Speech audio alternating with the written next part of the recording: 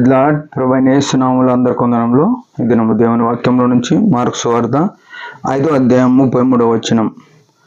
అప్పుడు ఆ స్త్రీ తనకు జరిగినది ఎరిగి భయపడి వణుకుచూ వచ్చి ఆయన ఎదుట సాగిలపడి తన సంగతి అంతయు ఆయనతో చెప్పెను. అందుకు ఆయన, కుమారి, నీ విశ్వాసము నిన్ను స్వస్థపరచెను, సమాధాన గలదాని వైపొమ్ము, నీ బాధ నివారణ అయి నీకు స్వస్థత కలుగును గాక అని ఆమెతో చెప్పాను. ప్రియమైన వాళ్ళారా, దేవుని వాక్యంలో నుంచి ఒక మాట మనం చదవగలిగినాం. యేసుక్రీస్తు ఈ లోకంలో ఉన్నప్పుడు ఎన్నో అద్భుతాలు చేసినాడు. అదే సందర్భంలో జరిగిన అద్భుతాల్లో ఇక్కడ ఒక అద్భుతం జరిగింది. యేసు ప్రభు ఏం చేసినాడంటే తన ప్రయాణం అంటే తన దినదినం పరిచర్య చేస్తూనే ఉన్నాడు. 33.5 సంవత్సరాల జీవితం జీవించినాడు. 3.5 సంవత్సరాలలో పరిచర్య చేసినాడు. పరలోక రాజ్య సువార్త ప్రకటించినాడు. అయితే యేసుప్రభు వెనుక ఎట్లుంటే జన సమూహములు అంటే జనములు సమూహములుగా ఆయన వెనుక పోయినారు. ఎందుకంటే ఆయన ఒక ప్రవక్తగా ఎంతోమందిని ఒక గొప్ప వ్యక్తిగా ఉన్నాడు జనాలలో.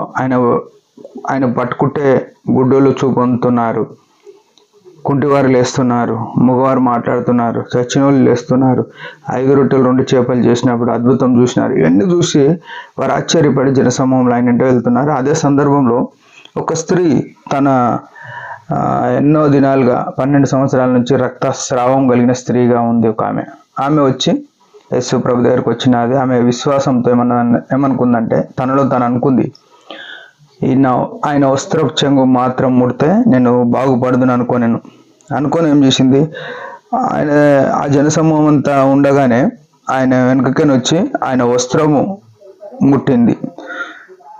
ముట్టగానే ఆమె స్వస్థత నొందింది.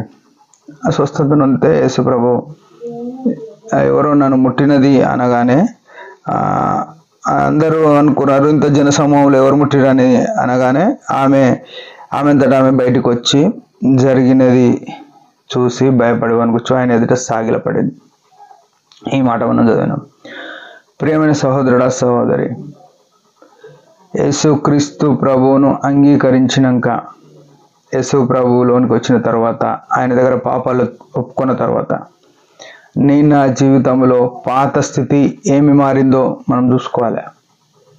పాత స్థితిని బట్టి మనము దాన్ని వదిలేసి కొత్త స్థితిలోనికి వచ్చిన కారణాన్ని బట్టి ప్రభువును స్తుతించేవారమై ఉండాలి, మయంపరిచేవారమై ఉండాలి. ఈమె వణుకుచూ ఆయన ఎదుట సాగిలపడింది అని రాసింది. విచిత్రం ఏంటంటే మనం ఏం చేస్తామంటే ఎవరమైనా కానీ తినకముందు అనుకుంటాం ఏదన్నా తింటే బాగుండు అనుకుంటాం, తిన్నాక తిండి ఏందో అని మర్చిపోతాం, దాని గురించి మళ్ళీ రాదు. మనకు కొత్త అవసరం ఏదో అది వస్తుంది. మనకి ఏవైనా కానీ కావాలనుకున్నప్పుడు అది కావాలనుకుంటాం, అది వచ్చినాక దాని మీద మనసు పోతుంది. అది ఇల్లు అయినా, కారు అయినా, ఇంకేది ఉండని, ఒక స్నేహితుడైనా, ఇంకేదన్నా కానీ, పిల్లలైనా, మనకు లేనప్పుడు అది కావాలి. మన దగ్గర ఏదైతే ఉండదో దానికి కావాలని కోరుకుంటుంది, ఏదైతే వస్తుందో దాని మీద పెద్ద పట్టించుకోం. ఈ రక్షణ కూడా యేసు ప్రభు మనకి ఇవ్వకముందు దీని విలువ మనకు తెలియదు. ఇచ్చినాక మనం నెమ్మది పొందినాం, సమాధానం పొందినాం. ఈనాడు విశ్వాసులుగా, పరిశుద్ధులంగా దేవుని సంఘంలో నాటబడి ఎంతో లోకం చేత పరిశుద్ధులు అనిపించుకొని అపవాది శక్తుల వలన భయకాంతులుగా ఉండే మనల్ని చూస్తే సాతాను భయపడిపోతుంది. అట్లాంటి మనము ఈనాడు ఏమనుకుంటున్నామంటే ఏం పెద్ద మార్పేముంది మా జీవితాలు అనుకుంటున్నాం. దేవుని దృష్టిలో మనం ఎంతో ప్రశస్తమైన వారమో ఆ విషయం మనం మర్చిపోతున్నాం. ఉదయకాలం మన జీవితాల్లో ఎట్లయినాయని గుర్తుకొస్తే మనం ఆరాధన చేయగలుగుతాం. ఆమె తన జరిగినది చూసి వణుకుచూ వచ్చింది. నీ జీవితంలో ఏం చేయలేదా ప్రభు, అది గుర్తుకు తెచ్చుకోవాలి. మన జీవితాల్లో ఏం చేసిండు, మన కుటుంబంలో ఏం చేసినాడు, మన సంఘంలో ఏం చేసినాడు, ఎన్ని అద్భుతాలు ఊహించగలమా? అసలు మన చేత కాదనుకున్న పనులు ఎన్నో జరిగి ఉంటాయి, మన వల్ల ఇది కానే కాదనుకున్న పనులు ఎన్నో జరిగి ఉంటాయి. వాటిని ఒకసారి ఆలోచన చేసుకుంటూ గుర్తొస్తాయి, లేకుంటే గుర్తుకు రావు. ఆ తలంపులన్నీ మనం మనసులోకి తెచ్చుకొని మనం ప్రభుని ఆరాధన చేద్దాం. దేవుడి మాట దీవించును గాక. పరమ తండ్రి యేసు ప్రభు నామములో వందనాలు.